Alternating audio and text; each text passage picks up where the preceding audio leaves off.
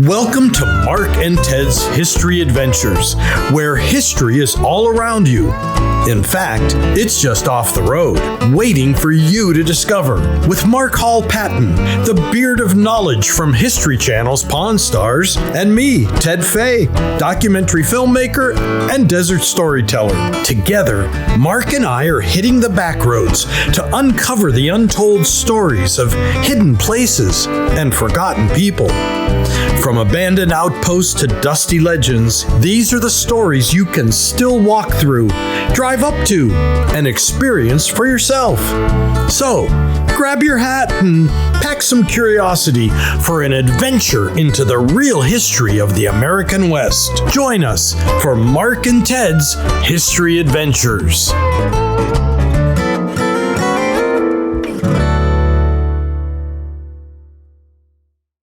All right, Mark, where are we? I brought you out to the thriving metropolis of Jean, Nevada. Jean. Yes. I've seen the signs on the freeway. Every Yes. time, when you're going on the 15, Vegas or LA, Absolutely. right? See the sign, Jean. Yes. All I can think of is Jean, roses are red. Keep your day job. Thanks. Okay, yes. No, awesome. Actually, Jean is one of those places that you don't think of much today. It's got one of the largest Chevron stations in the nation on the other side of the highway. Yeah. But it has a great history. You're holding on to your hat, Mark. It's a little windy out here windy. today. Wait. I know you're going to tell us the story, but we're standing here in the wind. I mean, Yeah. People don't always think about how the desert has such different types of weather. Oh, absolutely. That's one of the nice things about it. It's a great place, you know, and it does get windy out here. It actually rains, I don't know, about 2.5, 3 inches a year. For those that have never been to the desert, wherever you are, it's not just hot and sandy all the time. Oh, no. Right? And there aren't just skulls lying around all the time, right? I mean, sometimes But no, it has a really interesting history as well. Jean does. Jean does. Yeah. Well, and the desert And does. the desert does as well, That's which is what why we're we're going to here. take you to, yes. Yep. Where we're at now was founded in 1904 as Goodsprings Junction. This was Goodsprings Junction. This was, yes. Okay. And that was because this was the junction for Goodsprings, Nevada. Okay. With the Union Pacific Railroad. At that time, the San Pedro, Los Angeles, and Salt Lake Railroad. Okay. This was where the mines, the Yellow Pine Mining District mines, would bring their ore to the railroad. They had to have an area, a siding area, where they could load the ore onto the railroad. Got it. So, 1904, they found a little town here, call it Goodsprings Junction. Great idea. 1905, they want to have a post office. Okay. There's already a post office in Goodsprings, which is about 7 miles from here. All right. The post office says you can't have one that's Goodsprings Junction if you already have Goodsprings. Oh. So, well, we've got to call it something else. Interestingly, they had a family here, the family of George Fayle, who had just moved here, started a new store here, and he had moved the post office to his store, and he said, well, how about naming it for my wife, Jean? Okay. And so it was named for Jean Fayle.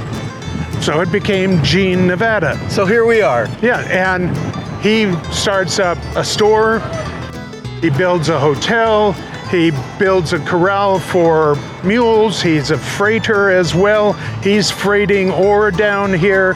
He helps build up this little town here. Becomes quite the place. Jean does. Jean does. It actually becomes a little town. Oh, yes. How many it's people quite do a you town. think? About 300, 350 That's pretty good, people. because there's nobody here now. No. But during World War I, this becomes a major area because the mines are shipping a lot of ore down here, and a lot of that ore had to be held here. This was a strategic dump for ore. And there were piles of ore along the railroad tracks that stretched for 100 yards. Is this sacked ore? It's all in... No, just piles. Oh, just piles of rock. Yeah.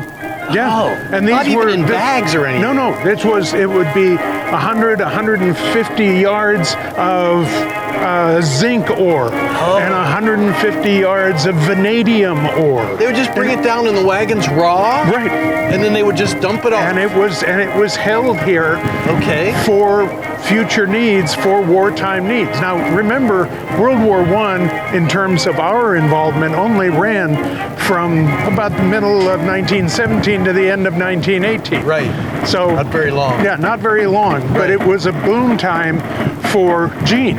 Now, by the late 30s, most of the mining had really calmed down, but there was a gas station built here by a fellow named McClanahan. In the 30s? In the 30s, 39. 39. And cars are starting to be a little more prevalent. Yeah. Trucks and they're coming through here, and right back over here behind us, the road that you see cars on, that's the old road. That would have been the middle of Gene.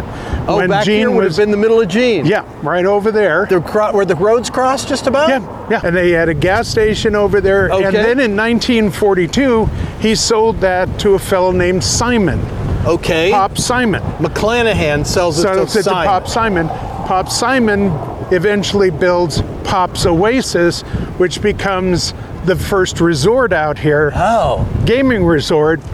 You know, Where would builds that a casino. Where would that have been? That was down here a little ways on that highway. That's the 30s. No, that's the 40s. 40s. Peter Aloysius Pop Simon builds Pop's Oasis out here. Pop's Oasis. Because people are coming through here. He figures, okay, he's got a gas station here. He builds a motel out here. Yeah. Builds a little casino out here. All of this. In the 50s and 60s, that's a place to stop, because you're still miles outside of Vegas. Right. So you can stop here, spend a little time, spend a little money, why not? Yeah. You know, and he actually owns the Tachatacub mine. One of the things he does is he brings up a steam engine that used to be down at the Tachatacub mine. It had to be trucked up here, and it was just set outside as something to look at, like old Dinah in Death Valley. So Pop Simon has a resort here, and he has the mine.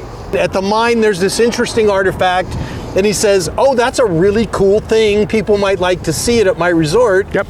And he brings it up here to put on display. Got it. See? Cool. You'll get it eventually. I know, I'll get it eventually. History for dummies, here we go. But anyway, so you had all of this here, but over the years, that all went away. We used to have casinos on both sides of the highway. Those have now gone away. We have I don't know whether it's the largest Chevron station in the world, but one of them is on the other side of the highway.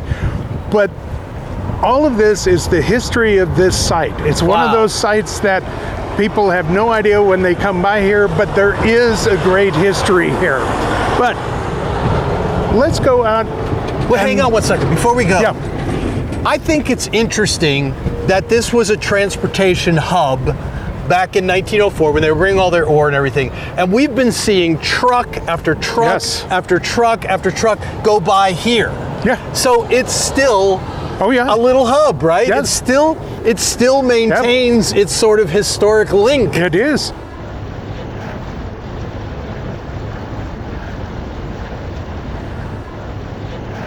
I don't want us to ignore this plaque. We've been standing in front of it, and people are probably saying, what is that? So this is a plaque for Gene, Nevada. Yes. And so Mark, so I don't mean to brag on him, but Mark wrote this. He's written a lot of things, and one of the things he does for the group E. Clampus Vitus is they mark places with these historic plaques. Yes. So when you come out and see these, you can stop and learn a little bit about the history of these sites. And maybe I'll just read it for you.